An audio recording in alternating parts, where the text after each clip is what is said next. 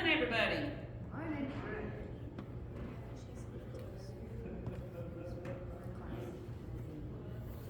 We want to go ahead and get started. We're going to be in John chapter 4. I'd ask how everybody's weekend was, but I was with most of y'all all weekend, so how was everybody's week then, huh? Great weekend, absolutely. Good week, great weekend. I'm tired. I had a hard time getting up this morning. My eyes were burning. I'm like, Lord, I'm tired. But, you know, he's faithful to he didn't make me go back to sleep to where I was rushing this morning or anything like that. So, but we're in John chapter 4. If you've been here, then you know that we're going through a series. We started at Christmas time with the birth of Christ, and we're going to do snapshots of Christ. Just snapshots of his life. We're going to go through Easter. And so that's just kind of where we're at. Last week we talked about his first miracle, turning water into wine, and how he just wants to bring us joy. You know, wine represented joy to people back then, and he just wanted to bring people joy. It wasn't a obvious, outrageous, you know, everybody in the world can see. It was a very personal thing, and he's a very personal God. And we're going to see him being very, very personal again today. Because first and foremost, you know, if you were here this weekend for the revival, you saw Caden, and he talked a lot about the personal of God, the personal aspect. Yes, he loves mankind, but he loves mankind, but he loves you specifically, personally, you. And we saw that with water and the wine. We're going to see it again today. And we're in John chapter 4. Very, very popular. We like the personal stories of Jesus. You know, we like when we see him go into one person and ministering specifically to an individual, and that's what we're going to find here. Verse 1, we're going to start with verse 1. And it says, "Now, when Jesus learned that the Pharisees had heard that Jesus was making and baptizing more disciples than John, although Jesus himself did not baptize, only his disciples, he left Judea and he departed again for Galilee." Excuse me. And he had to pass through Samaria. Now, first of all, Jesus left the area in one sense to avoid the Pharisees. If you know the background of the history right here, the Pharisees are already going to get a little annoyed at Jesus because he is now, they weren't happy that John the Baptist was there and baptizing and causing this scene. And now they find out that Jesus is doing it, but more so. And so he's kind of leaving Galilee to avoid any kind of persecution because it's not his time. We saw him last week. He's like, my hour's not yet come. It's not time for this part of my ministry. It's not time for the persecution, for the end, for the dead. So he's leaving to avoid the Pharisees. He hears that they know about him. He knows that they're going to come at him. So he's going to go and leave Judea and go into Galilee.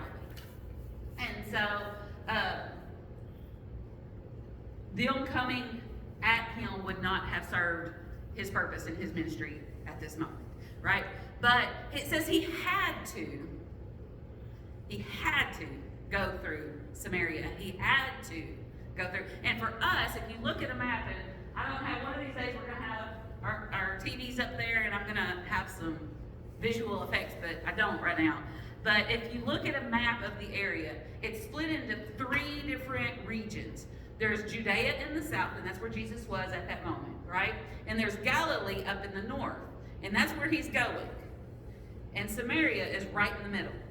So it makes sense for John to say he had to go through Samaria to get to Galilee, because that makes sense.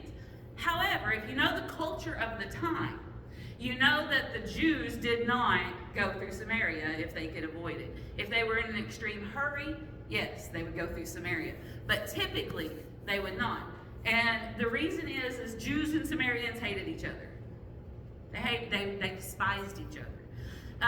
Back when, to just give you a quick recap of history, back when the tribes of Israel were split in 10 and 2, right? There was 10 tribes, and those were Israel, 2 tribes, and that was Judea, or Judah. The Israelites got captured by the Assyrians. They came in and they captured the Assyrians, and they took them out, and they left a few behind. And then the king of Assyria sent his Gentile, pagan Assyrian people to Samaria to begin to populate it. This does a couple things. One, if I can populate it with my own people, well, now that's going to be eternally mine, right? So that makes sense politically. And so that's what began to happen. These Samaritans began to intermarry with these pagan, Gentile, Assyrian people. And so they began to take on the pagan culture. They began to take on and began to serve the gods of the Assyrians. And the Jews began to despise them. And it wasn't just the fact that they were considered half-bred or half-breeds, and that's what the Jews considered them. But it was also the fact that the Samaritans, when they did decide, okay, we're going to bring back God in, because they were being attacked by lions and different things, and you can read about this. I don't have off the top of my head. You can read about it in 2 Kings 17 and right there off the top of my head. But 2 Kings 17, and I think it's also in Chronicles. But they were being attacked, and they're like, okay, maybe it's because the God of this land we haven't been serving. So somebody sent a priest in. Let's find out, right? So priest comes in. He teaches them some things, and what do? They say, okay, well, we're going to serve him in addition to. He's just going to be another one of our gods, right? And then they say, well, we're going to accept part of the Bible, part of their scriptures of the time. Well, we will accept the first 5 books, but none of the rest. Not the prophets, not the Psalms, not the Proverbs, not anything but the law. That's the only thing we'll accept. And they changed it just a little bit. So it wasn't even technically true scripture. It was true scripture with their little twist, right? And so obviously that's a point of contention, right? And not only that, but then the Samaritans built a temple to the god, and Jews were not okay with that. They believed the temple belonged in Jerusalem. That's where Solomon built it. That's where it belonged. That's where they were fine with synagogues, but the temple was in Jerusalem. And the Samaritans were like, well, our Bible says that on Mount Gerizim, this and this and this and this and this and this happened, right? So obviously the temple belongs in our area, not yours. And so they like oil and water, man, they didn't go around each other. So when John says that Jesus had to go around, a typical person would go from Judah or Judea, they'd go across the Jordan River, go up, and so when they're in that area of Samaria, which is no longer Samaria, it's, across they even have a whole river separating them from Samaria, right? Up, and then they would cross back over the river to get into Galilee. So they never had to tread on Samaritan land. So Jesus didn't have to, because that was not the normal. But Jesus had a divine appointment, right? So he says, I have to. I am going this way. And so that's what they did. And if you don't understand that, the fact that he says that he has to go through Samaria doesn't make nearly as much sense. Verse 5. So he came to a town of Samaria called Sychar, and just for those that may know, this is probably somewhere, it's either Shechem or a town that's very close to Shechem. Scholars disagree, and I'm not smart enough to tell you which one I think it is, but either way, they believe it's within a couple miles of each other, what they disagree on, so I don't think it's enough to worry about. But in a town called Sychar, near the field that Jacob had given to his son Joseph, Jacob's well was there. So Jesus, wearied as he was from his journey, was sitting beside the well, and it was about the noon hour. And a woman from Samaria came to draw water. Jesus was wearied. He was wearied. Here we see such when I think of Jesus walking this earth, my first and foremost thought is Jesus as God, right? But Jesus was man. He wearied. He was tired. He was worn down. He was hungry. He was thirsty. Like, this is a trek, right? It's a ways. If you're walking through mountains, it's an ordeal. It's yes, they did it. They walked mountains all the time, but that doesn't mean that they didn't get just as tired, right? And John is making sure that we do not neglect Christ's humanity. Hebrews 2:17 tells us that Jesus was made like unto his brethren. Here, let me read it. It says, Therefore, he had to be made like his brethren in all things, so that he might become a merciful and faithful high priest in things pertaining to God, to make propitiation for the sins of his people. To know that Jesus knows what it felt like to be weary. Yes, he was physically tired.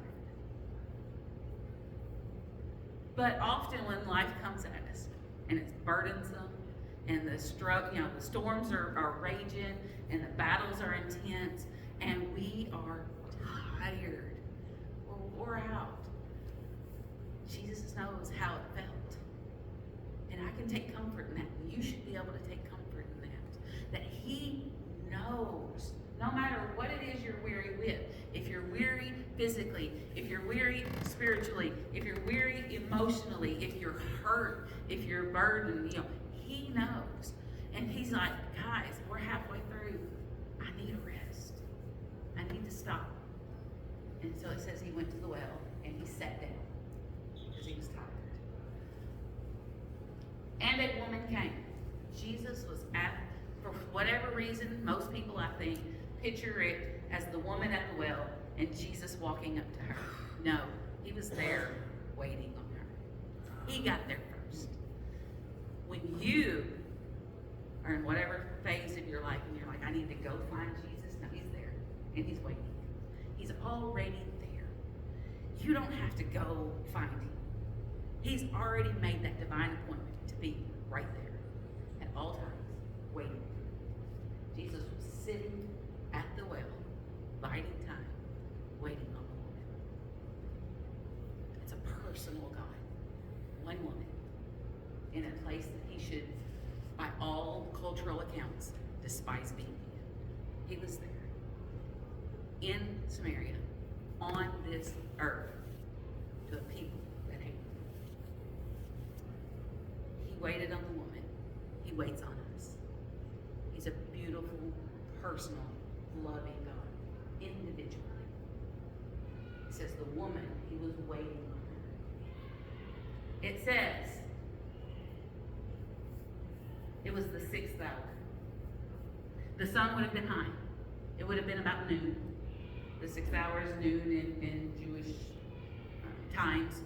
It would have been noon. The sun would have been high. It would have been very hot. It would have been very dry. This is not a time when a woman would be coming to a well. The women came early in the morning before the sun came up, or late in the evening. And the thing is in this custom, this was their fellowship. They came in groups. This was their time of chatting, and before or after the chores of the day. Like, this was their fellowship. This was the time they looked forward to. They came in groups, always. Except this one. She came in the hottest part of the day by herself. Why? Because she was an outcast. She was not somebody that the women would have accepted into their fold. She is not somebody that felt comfortable with the prestigious crowd. She's not somebody that would have felt comfortable with the church crowd. She's not somebody that was accepted among her peers, among the people around her. She was an outcast. She was a social piranha type person, right? So she comes to the well by herself in the heat of the day, so she would not come in contact with anyone else. Because why else would she make that trip? She would have been carrying, her jug would have probably been 40 pounds in the heat of the day, full, in the heat of the day. This is not something that anybody would have wanted to do, but that's where she was in life.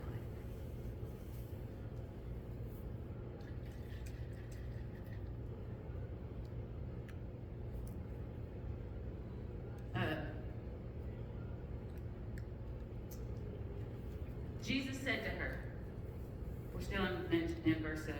Jesus said to her, give me a drink. For his disciples had gone away into the city to buy food. Now remember that we said that they despised each other.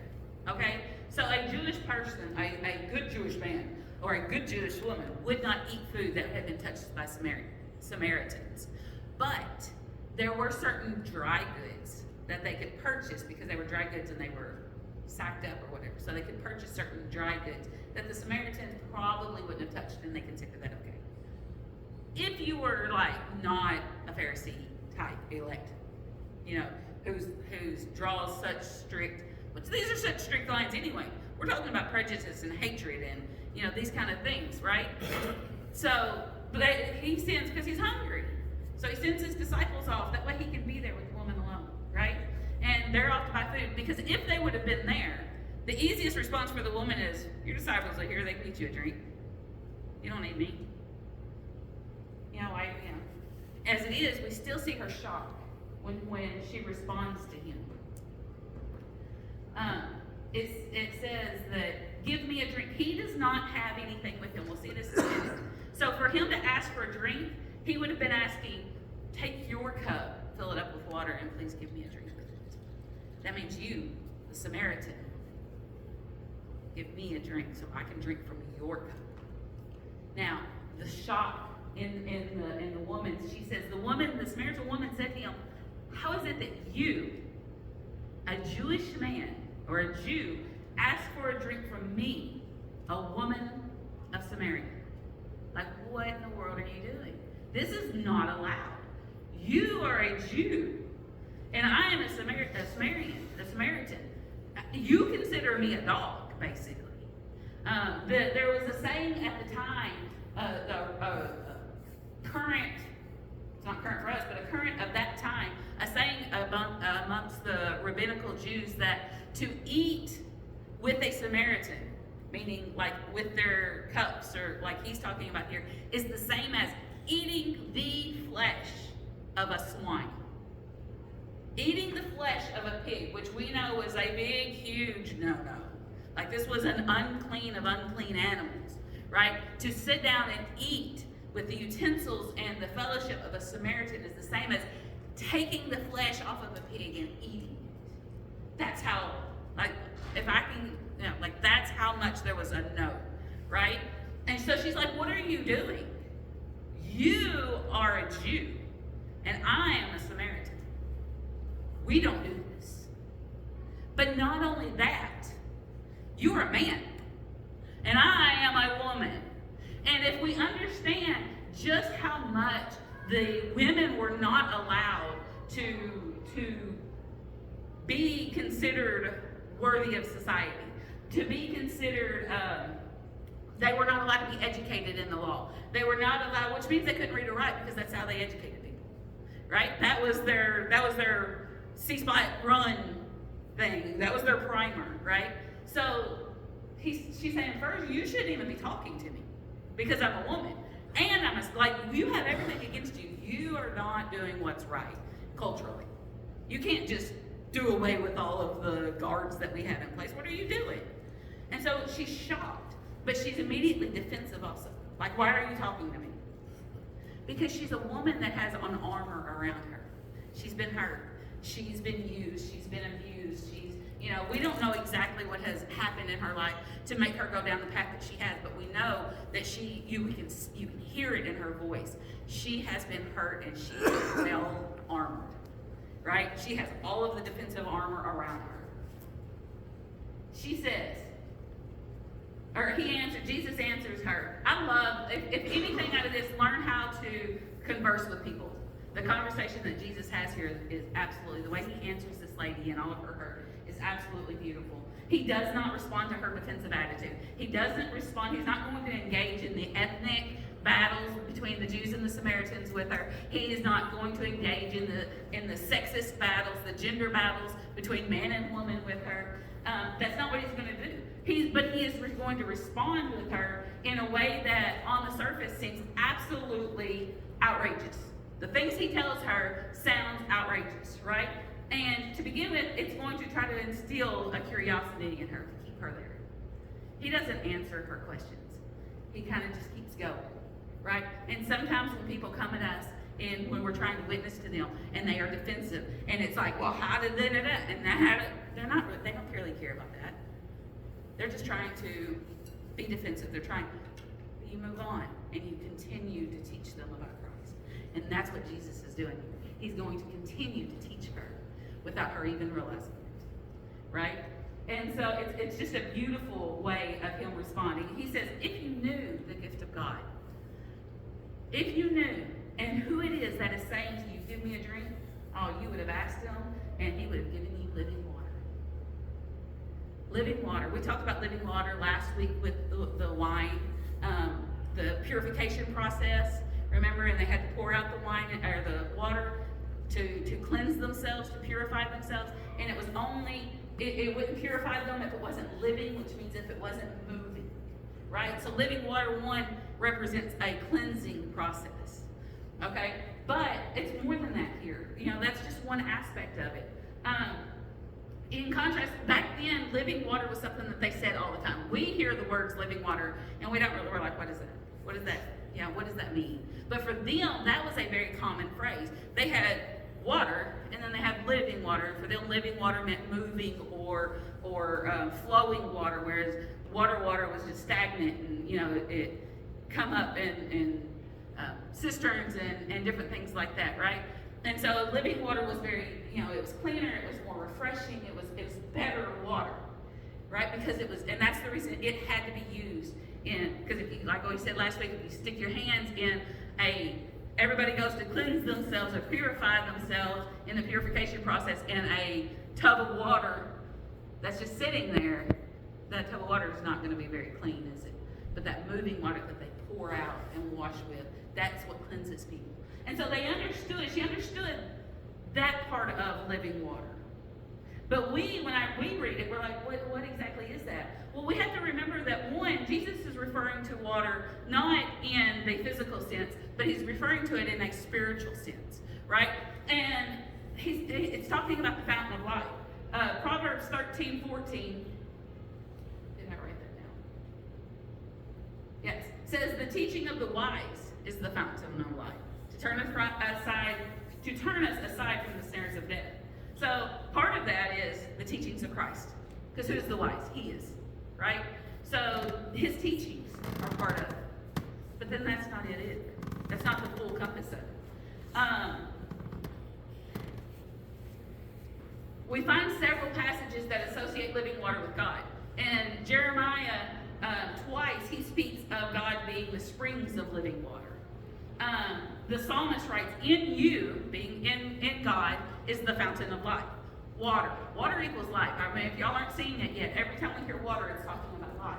But if we turn to John 7, and 7 verse 37, Jesus is in the temple for the Feast of the Booths, or Feast of Tabernacles, and one of the features of that feast was that for 7 days, water would pour out at the bottom of the altar. But on the 8th day, it stopped. And on that 8th day, Jesus stood up and made a very bold, very provocative, and very public announcement. In 37, he says, now on the last day of the day of the great feast, Jesus stood and cried out, saying, if anyone, remember the water had stopped flowing. Okay, this is the 8th day, the water had stopped flowing. And he said, if anyone is thirsty, there's no water, but if anyone is thirsty, let him come to me and drink. He who believes in me, as the scripture said, from his innermost being will flow rivers of living water. But this he spoke of the Spirit, whom those who believed in him were to receive. Now the Spirit was not yet given because Jesus had not yet been glorified. So when Jesus is telling the woman, hey, if you would have just known who you were talking to and the gift that he had for you, he'd have gave it to you and you would have had living water. You would have had the Spirit, because that's what he's talking about, right? He's talking about the Spirit coming. Because without the Spirit,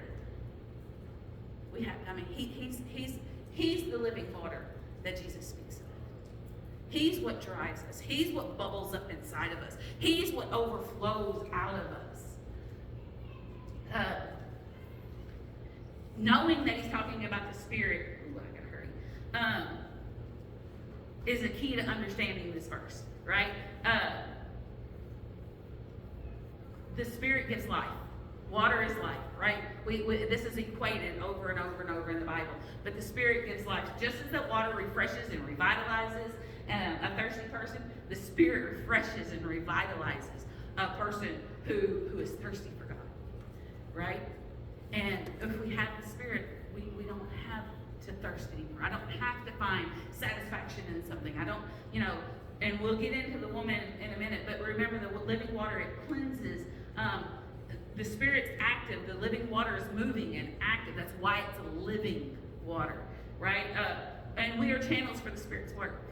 And this is all found right here in this little passage. We're channels for the Spirit's work. As at the well, Jesus tells her, and we'll get to that in just a second, that it springs, it wells up in us to eternal life. And here he says, out of you will flow rivers of living water. The Spirit inside of us, welling up and flowing out to others. We talked about last week living in that overflow, right? And this is a sign of that. The Spirit wells up in you and it flows out onto others. Just like it flows into us, it should flow out, living in the overflow. And it's such a beautiful thing. But the woman doesn't get it yet. She has no idea what he's talking about. And so she says, with her sarcasm in place, "Sir," verse 11, the woman said to him, "Sir, you ain't got nothing to draw that water up with. Nothing." And that well's deep. To this day, they say it's at least 100 feet deep. And it was probably deeper then. It was a deep well. Where do you think you're going to get living water from? Can you hear the armor around her? That sarcasm? That she's willing to entertain him and talk with him, but she's not willing to let her guard down. So she doubles down on her sarcasm. She says, "Are you," and that "you" right there in the original is very emphatic. "Are you greater than our father Jacob?" This is not a real question. This is a rhetorical. She says it with a very resounding no in her voice. Like, who do you think you are? You're not better than our father Jacob. He built this well, and he brought up enough water for him and his men, as well as his sons, as well as his livestock. He brought up all kinds of water. You ain't even got a bucket. You ain't even got a cup. How are you going to get some water? And you're going to get enough that I'm not going to get thirsty again? Like, you can't bring up that much water, especially with nothing. She's not hearing. She's not hearing. But she's still willing to sit and entertain him, right? To entertain the conversation. One of the things is, remember, that was Jacob's well. Was it? Jews and Samaritans at that time alike were content with the spiritual refreshment that they considered themselves still getting from their father Jacob when Jesus was right in front of them. So much better water.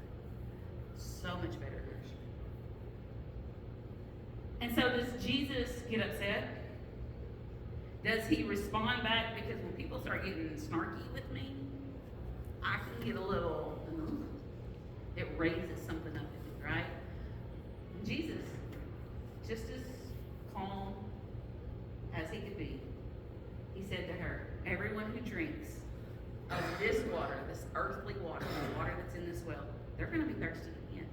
But whoever drinks of the water that I will give him, that spiritual water, will never be thirsty again. The waters that I give him will become in him a spring of water welling up to eternal life." Once again, Jesus ignores her attitude, right? He appeals to her spiritual her spiritual need, which is this living water. Now, she needs new life. She's not a woman saved. She's not a woman that knows God and knows who God is. She has destroyed her old life, and we'll get into that in a minute, both spiritually and emotionally. She was at the point to where she was just basically merely surviving. I think we've all been there, right? We've all been in a place in our lives where we are just merely surviving. And Jesus says, "Oh, daughter, son, there's so much more.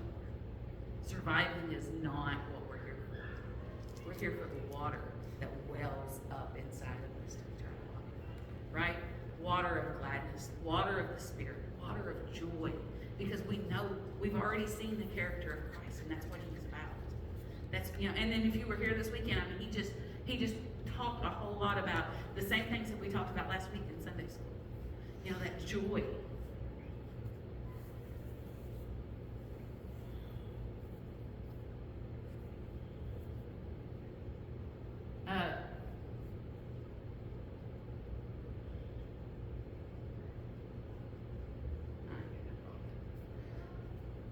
Verse 15. The woman said to him, and this is fun, "Son, give me that water. That way I ain't never got to come back to this well." Now, most likely, I'm guessing that she kind of already heard the spiritual undertone of what Jesus was trying to say to her. But she is not ready to crack. And she is not ready. She has protected herself, and she's carrying herself in a balance. I am making it. I'm not falling apart. I'm not thriving, but I am together. And if something penetrates, what's going to happen? If you've been there and you've got that arm around you, as soon as if somebody comes up, I've told people, I've been there before, and they point up, I'm like, don't hug me. If you hug me, I will lose it. You've got too close, you've got personal, now I feel, and I need you at an arm's distance. And I feel like that's kind of where this woman is right now. Now, she could have truly just misunderstood him, and thought he was just a crazy man talking about, here, I'm about to give you a drink, and you may never be thirsty again. She's like, I ain't never got to come back to this well by myself again in the middle of the day when it's hot and dry and miserable. Cool. You crazy man, but we're going to play around. This will be fun. But I don't think so. I think she was already starting to see the spiritual side that Jesus was talking about. And she said, well, you're getting too close. So, I'm going to get a little snarky again. I'm going to pretend like I have no clue what you're talking about. You're just about to give me some water so I don't have to come back. If anybody has anything to say, you're going to have to just interrupt me. Right? So if somebody's got something to say, that's fine. Like, I'm happy with y'all talking.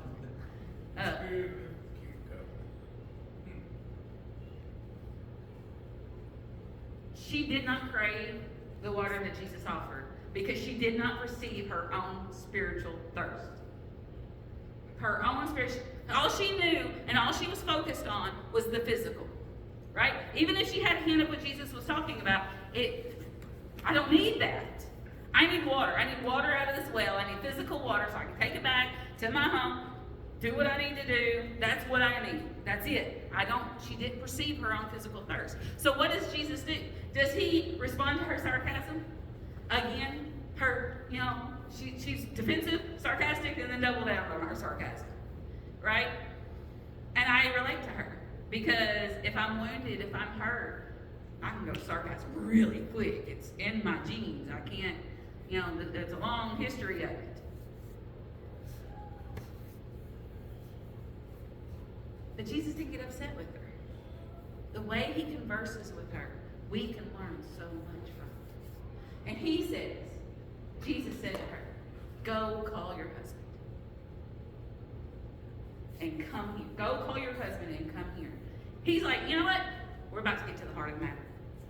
It's time for me to show you. She didn't see her need for spiritual water, right? She was thirsty for anything that was physical, that would satisfy what she thought that she needed. And so Jesus is like, you know what? We're fixing to confront you with your sin.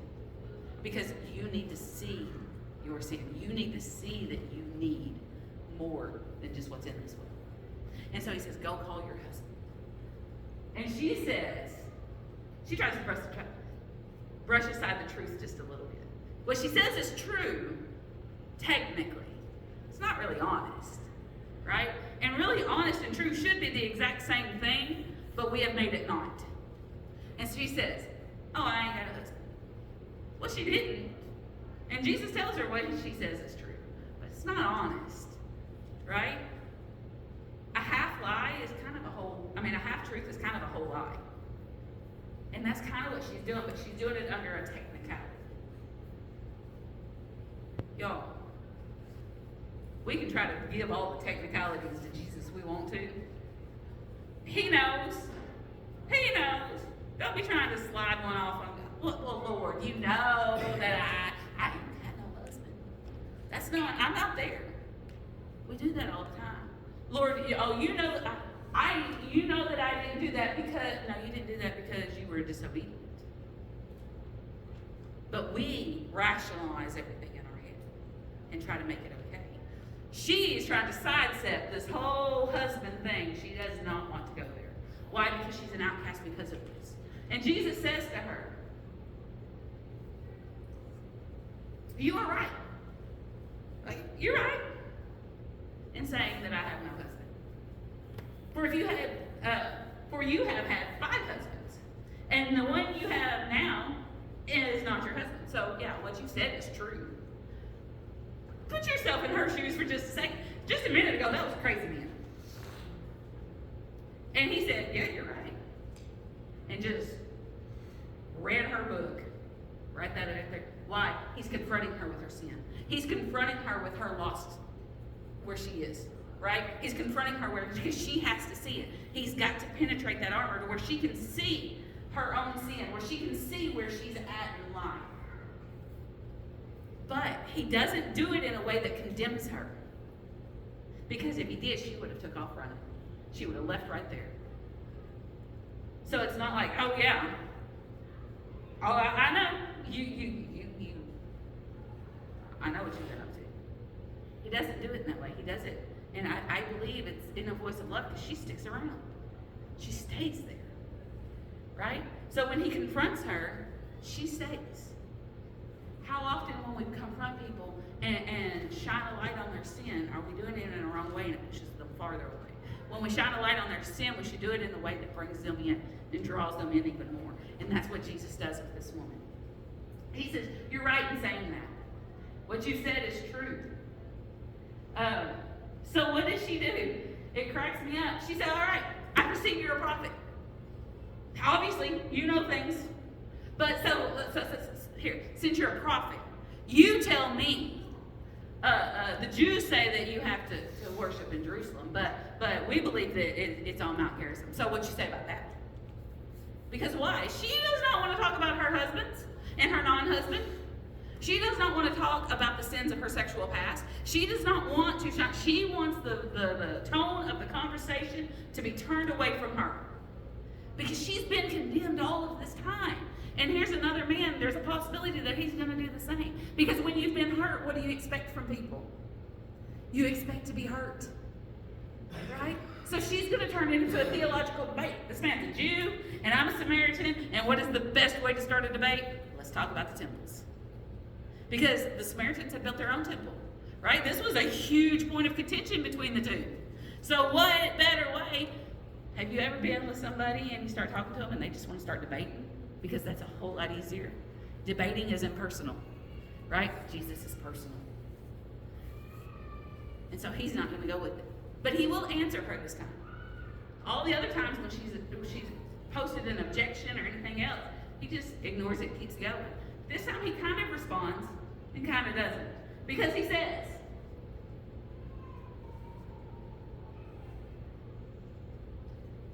verse 21, Jesus says to her, woman, believe me, the hour's coming when neither on this mountain nor on the mountain in Jerusalem will you worship the Father.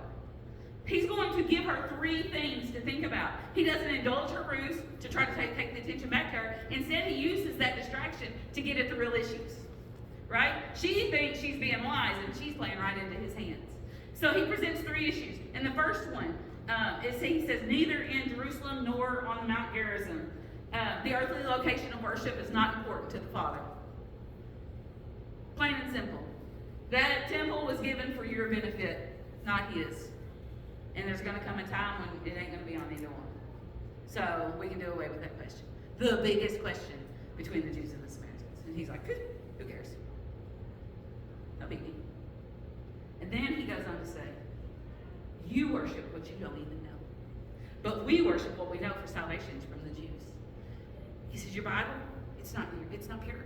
It's not full. You don't have the prophets. You don't have the history. You don't have 1st and 2nd Samuel and Chronicles and Kings, and so you don't know how God has stepped in for his people. And you don't have Psalms and so you don't know how to run to the Father in times of trouble and his heart for you to shelter you and be your shepherd. You don't know the prophets and what they have said about the character of God and what God will do to his people and do for his people. You don't know who you worship. You talk about worship, you're worshiping somebody you don't even know. But the Jews worship what they know because, why? Salvation comes from the Jews. He said, because you don't know the Messiah. They know all, they have that history, right? They have the whole of the books. They have all of the scripture. And salvation, me, is going to come from them. Right? So he's saying, how often do we worship a God we don't know? We have all of it. We have the fullness, the Old Testament and the New Testament. But how often do we worship a God we don't know? How often is it that we worship the parts that we like of?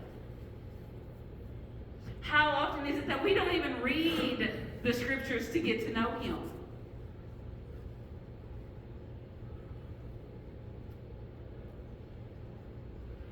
Paul said in 2 Timothy, he said, I know whom I believed. Such quiet confidence. David said, the Lord is my shepherd. He knew what it meant. He knew his God. Do we know the God we worship?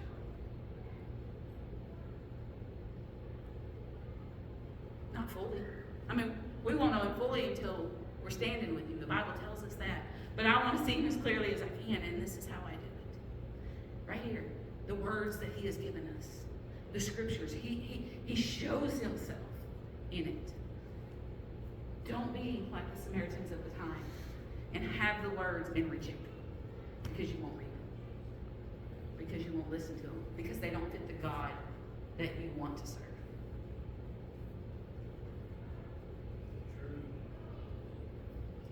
The third point he makes in verse 23.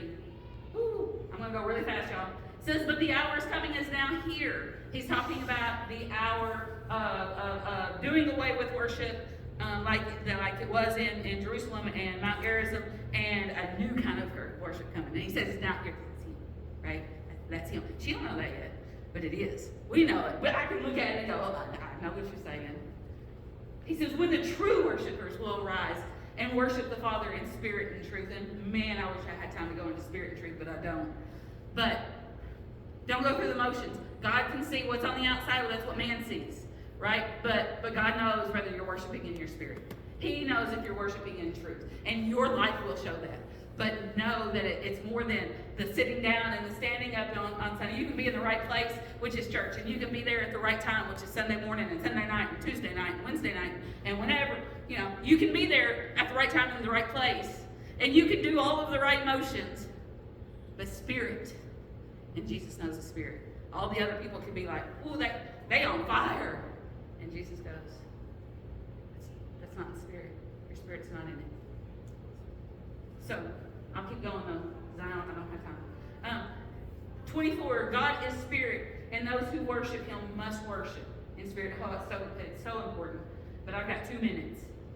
So the woman said to him, I know. So she's going to come back one more time and try to do away. She says, I know that there's a Messiah coming, because they were expecting a Messiah just like the Jews were, right? She says, I know that there's a Messiah coming, but they expect Him to be like Moses, like a teacher.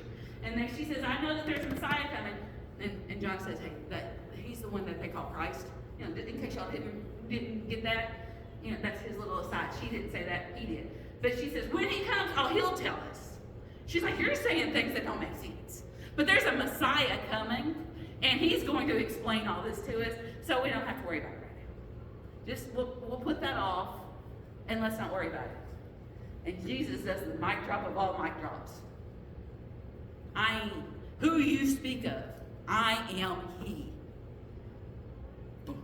That man, that's me. That Messiah you're looking for to teach you all things, that one that you're looking for salvation, hey, hon, that's me. That's me. I'm the one sitting right here at this well that was waiting for you. That's me. And blows her mind. Because what does she do? We're going to skip the part about the disciples, and we're going to drop down to verse 28. So the woman forgets what she's doing, leaves her water jug, and runs back to the city. She forgets what she's even there for. She was there to get water for her household. Totally forgot. Water jug's not important. Water's not important anymore. She runs back to the city, and she tells people, hey, y'all, there's this man, and he just told me. He just read me my whole life. He told me everything about me, everything. Y'all know you don't like me because of the things that I've done. You know my history. You're on me all the time about it. Well, this man who don't know me, he just told me everything, and I think he's a prophet. I think he's the Messiah. And what happened? This woman that was rejected, that was ostracized, that was an outcast, became the missionary to Samaria. And they came to him. Right? And it says all of the people started coming because they believed her. Because there's a change that happened over her. Because when you're in the presence of the Messiah and you begin to believe who he is and you begin to put faith in him, there's a change. She got a taste of that living water. And she ran back and she said, guys, you've got to come. You got to see him. And they all started coming. And the Bible talks about, and I'm not going to try to read it because I am 1 minute past time, but the Bible talks about the disciples. They're like, Lord, you need food. And he said, no, my food is to do the will of my Father. He said, don't you know that the fields are ripe with harvest? He's looking up and he's seeing the people of Samaria coming. He says, don't you see it? The people are ripe for harvest. It's time to harvest. That's what we're here for.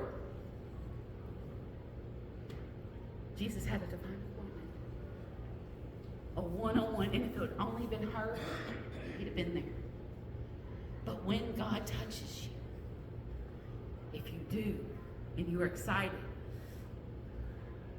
you bring them in, and the harvest is great. The harvest is great because when people truly meet Jesus, that overflow begins to flow. He told her there would be wells of living water bubbling up in her. And she went back to her home, and she said, oh, there's a man. Y'all got to come see. And that wells began to pour out. And people were like, I'm going to go. And they believed because of her. But then they asked him to stay. And they said, hey, we was kind of digging it when you were talking about it. But now that we've met him, I believe him because of the things that he has said.